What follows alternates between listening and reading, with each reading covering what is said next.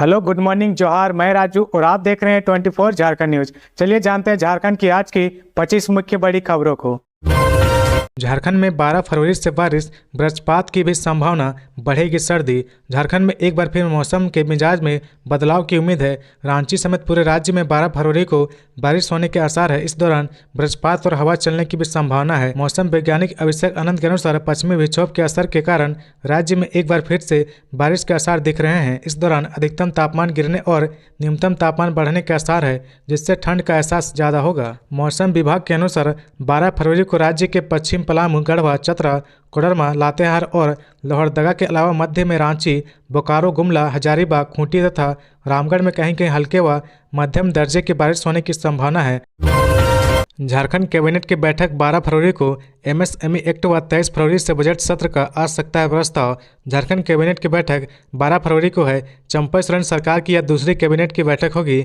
मंत्रिमंडल विस्तार नहीं होने की वजह से इस बैठक में भी मुख्यमंत्री समेत मंत्री आलमगीर आलम व सत्यनारायण भोक्ता ही भाग लेंगे। मंत्रिमंडल विस्तार 16 फरवरी को है। बताया जा रहा है कि कैबिनेट की बैठक में विधानसभा का बजट सत्र 23 फरवरी से आयोजित करने का प्रस्ताव आ सकता है। इसके साथ ही एमएसएमई एक्ट का प्रस्ताव भी आ सकता है। बता दें कि 2 फरवरी को नई सरकार बनते ही चंपा सोरेन ने पहली कैबिनेट की बैठक बुलाई थी। इसमें 3 प्रस्तावों पर मोहर लगी थी। राज्य सरकार पूर्व में एमएसएमई पॉलिसी लागू कर चुकी है। अब इसे कानून का रूप दिया जा रहा। सोमवार को एमएसएमई एक्ट का प्रस्ताव आ सकता है। इस प्रस्ताव के तहत उद्योग लगाने के लिए राज्य सरकार द्वारा बनाए गए कानून 3 वर्षों तक एमएसएमई पर लागू नहीं होगा।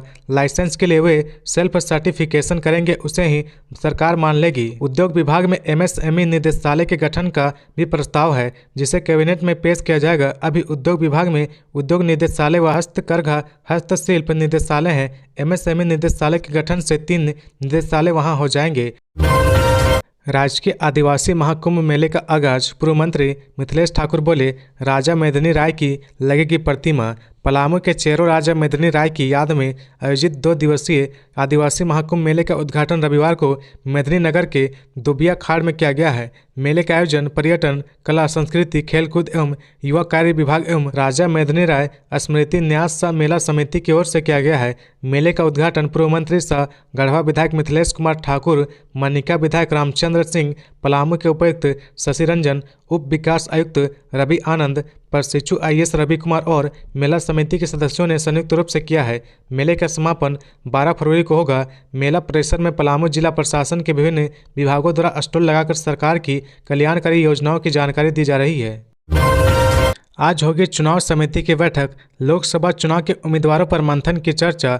झारखंड कांग्रेस की चुनाव समिति की बैठक आज प्रदेश कांग्रेस के दफ्तर में होगी। इसमें लोकसभा चुनाव के संभावित उम्मीदवारों पर चर्चा हो सकती है। इसमें बतौर मुख्य अतिथि प्रदेश कांग्रेस प्रभारी गुलाम अहमद मीर उपस्थित रहेंगे। वहीं बैठक की अध्यक्षता प्रदेश कांग्रेस के अध्यक्ष राजेश ठाकुर करेंगे। कांग्रेस के सूत्रों ने बताया कि बैठक को लेकर अभी से कयासों का बाजार गर्म है। बैठक में लोकसभा के संभावित नामों पर चर्चा हो सकती है। लोकसभा चुनाव से पहले उम्मीदवारों को चयन के लिए इसे पहला चरण माना जा रहा है। वहीं बैठक में चंपा सोरेन सरकार और राज्य के मौजूदा सियासी परिदृश्य पर भी चर्चा होगी। बता दें कि आज यानी 12 फरवरी को झारखंड सरकार कैबिनेट की बैठक भी होने वाली है। यह बैठक दिन के 4 बजे से होगी। इस बाबत आदेश जारी किया गया है। गौरतलब है कि चंपा सोरेन सरकार की यह दूसरी कैबिनेट की बैठक होगी। बैठक में कई अहम प्रस्तावों पर मुहर लग सकती है। चंपा सोरेन जब से सीएम बने हैं वह एक के बाद एक अलग अलग विभाग के साथ बैठक कर रहे हैं। सीएम बनने के बाद वे राज्य के कई हिस्सों का दौरा भी कर चुके हैं। खबरों में आगे बढ़ने से पहले अगर अभी तक आपने इस चैनल को सब्सक्राइब नहीं किया तो प्लीज सब्सक्राइब कर ले, जिससे झारखंड की हर छोटी सी बड़ी खबर की अपडेट आप तक पहुंचता रहे। सीएम एक्सीलेंस ऑफ स्कूल से हेमंत सोरेन का फोटो हटाए जाने पर छात्रा ने लिखा भावुक पत्र, हो गया viral. CM excellence of school के 4वीं में पढ़ने वाली एक छात्रा द्वारा लिखी गई चिट्ठी की खूब चर्चा हो रही है। छात्रा ने चिट्ठी पूर्व मुख्यमंत्री हेमंत सोरेन को लिखा है। दरअसल पलामू के सीएम एक्सीलेंस ऑफ स्कूल से पूर्व मुख्यमंत्री हेमंत सोरेन की तस्वीर हटाए जाने पर छात्रा ने नाराजगी जाहिर की है। छात्रा ने चिट्ठी में लिखा कि हमारे प्यारे हेमंत अंकल, अभी आपके द्वारा बनाए गए सीएम ऑफ स्कूल एक्सीलेंस जिला स्कूल मदीना में दाखिला लेकर पढ़ाई कर रही हूँ। इससे पहले मोहल्ले के निजी स्कूल से निकलकर यहाँ तक आने का मेरा सफर किसी सपने के साकार होने से कम नहीं था। इस स्कूल में आकर हम काफ़ी खुश हैं। आज मेरे स्कूल से आपका फोटो हटाया जा रहा था। यह देखकर हमें में तकलीफ हुई और यह पत्र लिखने से अपने आप को नहीं रोक पाई। छात्रा ने आगे लिखा, हमें क्लास के दौरान यह बताया गया था कि झारखंड के मुख्यमंत्री के रूप में आपका नाम याद करवाया गया था। यह पढ़ते हुए आपका नाम जीवन का हिस्सा बन गया है। आप हमारी जैसी अनेकों बेटियों के लिए उम्मीद की किरण है। हमने एक दीदी को बीच में पढ़ाई छोड़ते देखा था। आपके रहने से एक हिम्मत ताकत मिली थी कि अब कोई बहन बेटियां पढ़ाई लिखाई नहीं छोड़ेगी। हेमंत अंकल, हमने भी अब रोना बंद कर दिया है और पढ़ाई लिखाई पर ध्यान दे रही हूँ। मैं अपने स्कूल में आपका फोटो देखना चाहती हूँ। जेएसएससी सीजीएल परीक्षा पेपर लीक मामले में झारखंड विधानसभा के अवर सचिव मोहम्मद शमीम व उनके 2 पुत्र रांची से गिरफ्तार। जेएसएससी सीजीएल परीक्षा पेपर लीक मामले में झारखंड विधानसभा के अवर सचिव मोहम्मद शमीम और उनके 2 पुत्रों शहजादा व शहनवाज को रांची के नगड़ी से एसआईटी ने रविवार को गिरफ्तार कर लिया है। उनके पास से कई ब्लैंक चेक और एडमिट कार्ड बरामद किए गए हैं। इस केस में एसआईटी को बड़ी सफलता हाथ लगी है। झारखंड सामान्य स्नातक योग्यताधारी संयुक्त प्रतियोगिता परीक्षा 2023 के प्रश्न पत्र लीक मामले में एसआईटी की कार्रवाई जारी है। शनिवार को भी पलामू में एसआईटी की टीम ने छापेमारी कर 3 लोगों को हिरासत में लिया है। पुलिस ने जिन 2 युवक को हिरासत में लिया है उनके मोबाइल से जेएसएससी के प्रश्न पत्र मिले हैं। पुलिस अब इस बात की जानकारी जुटा रही कि उनके मोबाइल में किस व्यक्ति द्वारा प्रश्न पत्र भेजा गया है। पुलिस उसे भी खोज रही है। प्रश्न पत्र लीक मामले में जेएसएससी की संयुक्त सचिव मधुमिता कुमारी ने नामकुम थाने में अज्ञात लोगों के खिलाफ प्राथमिकी दर्ज कराई थी। इसमें कहा गया था कि 28 जनवरी को तृतीय पाली में सामान्य ज्ञान की परीक्षा थी। इसी दिन दोपहर में ईमेल के जरिए सामान्य ज्ञान परीक्षा के उत्तर विकल्प के साथ 4 पेज भेजे गए थे। मिलान करने पर प्रश्न पत्र लीक होने की जानकारी मिली थी। इसके बाद इस परीक्षा को रद्द कर दिया गया था। गांव चलो अभियान में झारखंड के भाजपा विधायक सांसदों ने झोंकी ताकत। 2024 के लोकसभा चुनाव में 400 प्लस सीटों का लक्ष्य लेकर भाजपा का एक कार्यक्रम चला रही है। इसी के तहत पार्टी ने गांव चलो अभियान की शुरुआत किया है। इस अभियान के तहत भाजपा गांवों के गलियारों से दिल्ली पहुंचने का रास्ता तलाश रही है। झारखंड के भी सांसद, विधायक और पार्टी के पदाधिकारी गाँव चलो अभियान को सफल बनाने में जुट गए हैं। विधायक बिरंची नारायण, मनीष जायसवाल और अनंत ओझा समेत कई विधायकों ने अपने अपने विधानसभा क्षेत्र में इस अभियान के तहत प्रवास किया है। लोगों से जनसंपर्क कर उन्हें मोदी सरकार की उपलब्धियां बताई। पार्टी के पुराने कार्यकर्ताओं और उनके परिजनों से मिले। गांव में आम लोगों के घरों में रात्रि विश्राम किया और लोगों को यह संदेश देने की कोशिश की कि वे विधायक होते हुए भी आम लोगों की तरह हैं। गांव चलो अभियान के तहत भाजपा के सांसद और विधायक ही नहीं बल्कि पार्टी के हजारों कार्यकर्ता और नेता गांव-गांव में पहुंच रहे हैं। इस कार्यक्रम के जरिए भाजपा के नेता जनता को मुख्य रूप से यह बता रहे हैं कि पिछले 10 साल में केंद्र में नरेंद्र मोदी के प्रधानमंत्री रहते हुए कौन कौन से बड़े कार्य हुए और ऐसी कौन सी योजनाएं हैं जिससे व्यापक स्तर पर लोगों को फायदा मिला है। इस दौरान वरिष्ठ नागरिकों और समाज के लिए योगदान देने वाले लोगों को सम्मानित कर उनका हौसला भी बढ़ाया जा रहा है। झारखंड में 75% से अधिक आबादी ग्रामीण इलाकों में रहती है। जो भी पार्टी ग्रामीण इलाकों के वोटर्स को अपने पाले में करने में कामयाब रहेगी वह आसानी से लोकसभा और विधानसभा सीटों को जीत सकती है। भाजपा इस अभियान के जरिए ग्रामीण इलाकों में पहुंचकर न सिर्फ केंद्र की मोदी सरकार की उपलब्धियों को बता रही बल्कि झामुमो सरकार की गड़बड़ियों और पूर्व मुख्यमंत्री हेमंत सोरेन की गिरफ्तारी के मामले और उनकी सरकार पर लगे भ्रष्टाचार के आरोपों को भी जनता के बीच पहुंचाने का काम कर रही है। 9 घंटे की पूछताछ के बाद ईडी दफ्तर से बाहर निकले धीरज साहू। 9 घंटे की पूछताछ के बाद कांग्रेस सांसद धीरज साहू ईडी ऑफिस से बाहर निकल गए हैं। बता दें कि ईडी धीरज साहू से दिल्ली में हेमंत सोरेन के सरकारी आवास पर मिले BMW कार के मामले में पूछताछ कर रही है। शनिवार को यानी 10 फरवरी को भी साहू से इस मामले में पूछताछ की गई थी। रविवार वे संबंधित कागजात लेकर ईडी ऑफिस पहुंचे थे। ईडी ऑफिस से बाहर निकलकर साहू ने मीडिया को ये जानकारी दी है कि ईडी ने धीरज साहू को 11 बजे पूछताछ के लिए बुलाया था, लेकिन कांग्रेस सांसद दोपहर करीब 3 बजे ईडी कार्यालय पहुंचे। गौरतलब है कि 10 फरवरी सुबह 11 बजे दफ्तर में हाजिर होने को कहा गया था। 10 फरवरी को धीरज साहू ईडी ऑफिस पहुंचे, जहां उनसे करीब 11 घंटे पूछताछ हुई। मीडिया के सवालों पर उन्होंने जवाब दिया कि यह पूछताछ BMW के बारे में था, जो कोई मामला ही नहीं है। कार पूर्व सीएम हेमंत सोरेन की नहीं है, यह किसी और की है। इसी को लेकर जांच की जा रही है। धीरज साहू से जब मीडिया ने सवाल किया कि BMW उनकी है तो उन्होंने कहा यह झूठ है, वह मेरी कार नहीं है। बता दें कि अभी तक ईडी को सभी सवालों के जवाब नहीं मिले हैं। पूर्व सीएम से धीरज साहू के संबंध के बारे में भी कोई बयान अब तक नहीं आया है। गौरतलब है कि ईडी धीरज साहू से हेमंत सोरेन के साथ उनके कथित संबंध और पिछले महीने हेमंत सोरेन के दिल्ली स्थित आवास पर तलाशी के दौरान जब्त की गई एक लग्जरी कार के संबंध में पूछताछ कर उनका बयान दर्ज करना चाहती है। पत्रकार अजय सिंह की हत्या हुई या एक्सीडेंट, प्रतुल साहू ने लातेहार डीसी से जांच के लिए कहा। प्रदेश बीजेपी प्रवक्ता प्रतुल साहू ने पत्रकार अजय सिंह की सड़क दुर्घटना में मृत्यु पर आशंका जताई है। इसे लेकर प्रतुल ने सोशल मीडिया एक्स पर लिखा है कि पत्रकार अजय सिंह की मृत्यु की सघन जांच होनी चाहिए। उन्होंने एक्स पर लातेहार डीसी और पुलिस को टैग करते हुए कहा कि वरिष्ठ पत्रकार अजय सिंह की रहस्यमयी मौत की घटना का उद्भेदन हो।